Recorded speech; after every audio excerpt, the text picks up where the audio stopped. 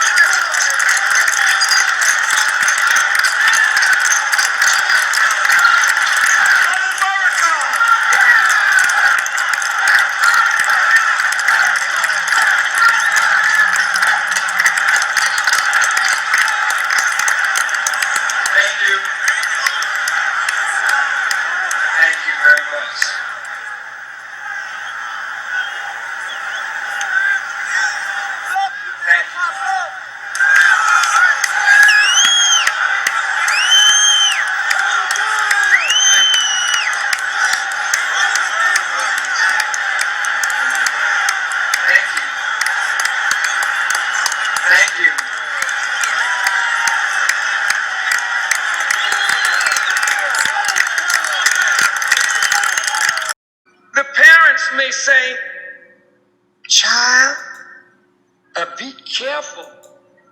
Child, don't get yourself in no trouble now. Mama, please.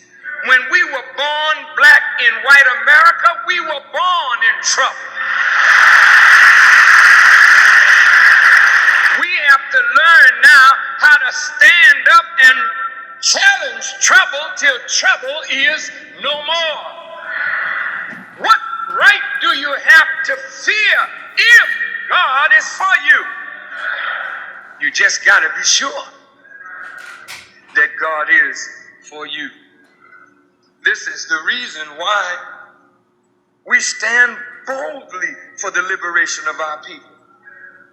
And it makes many black leaders uncomfortable to walk with Farrakhan. Oh, hi, Farrakhan.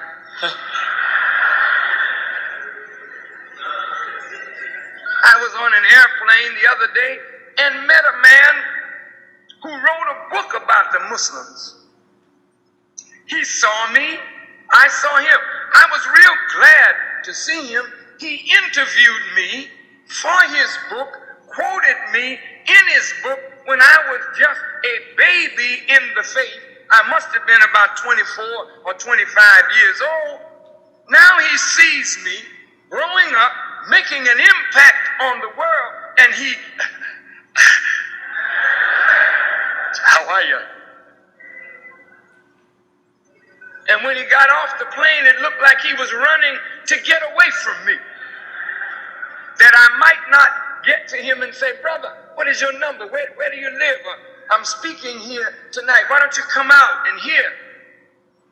They didn't even want an invitation. Don't even act like I know Farrakhan, because Farrakhan got a disease that's worse than AIDS.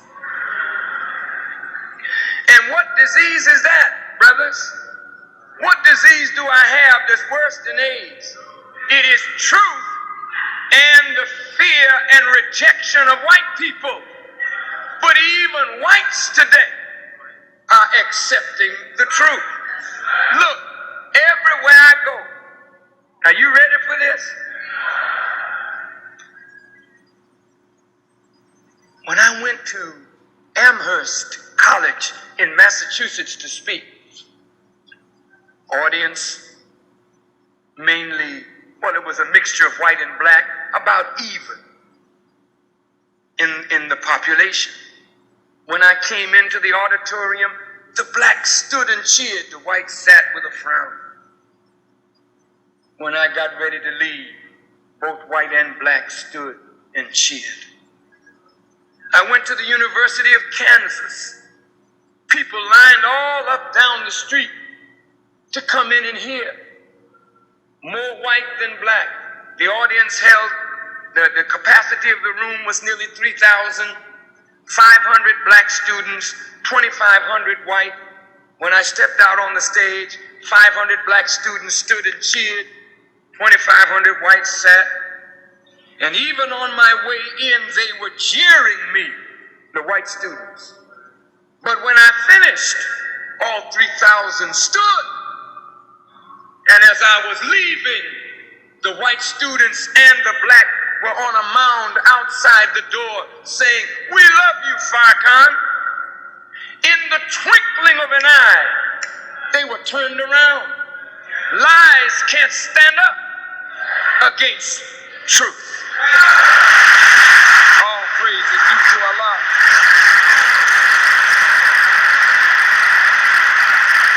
We went to the University of Wisconsin at Madison.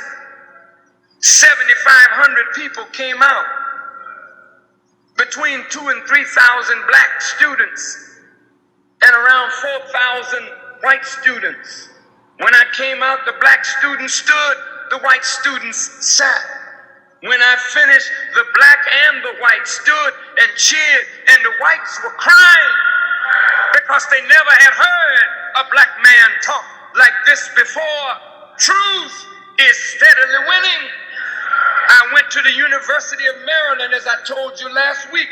The police, the state troopers, and people from the CIA and the FBI were sitting in the audience, and the police was saying, "Look, the persecution of Farrakhan is not us, it's coming from high up," meaning from the government. But did you know that when I finished, this is the latest news. The latest news is that after I left the campus, the white newspaper printed my speech in its entirety in 3 installments. And the white Gentile leader of the white student president, who joined the Jews in opposition to me, offered an official and public apology for standing with the Jews against a man that they knew nothing about. Truth is steadily winning. If God be for you, who can be against you?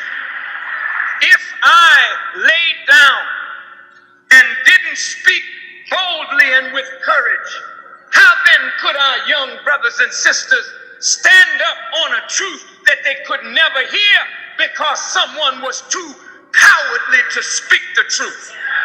What kind of truth would you have of Jesus if Jesus were too cowardly to stand up on the truth that God gave him? How would the children of Israel have been liberated if Moses was too cowardly to stand up on what God had given him? I say that we should stand up like men and women and be ready to fight for the truth, that the truth may set our people free. Not march in, sit in, lay in, wade in, crawl in. Stand up for the truth and let the truth make the black man and woman free. All praise is due to Allah.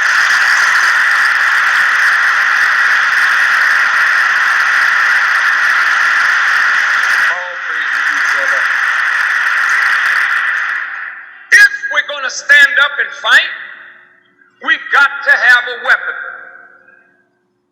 I thought I was coming to the wrong place. Those people talking about weapons. Well, you don't go into battle without a weapon.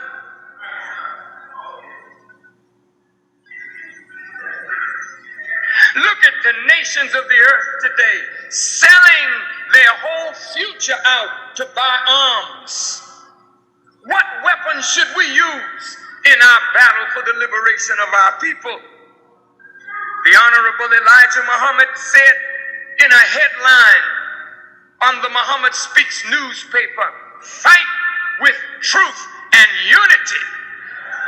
That's the most powerful weapon that we as black people could have, is truth and God on our side and the unity of us as a people. Then there is no obstacle in the pathway of our progress that we do not have the power to move out of our way. Truth and unity. Let us look at the weapon.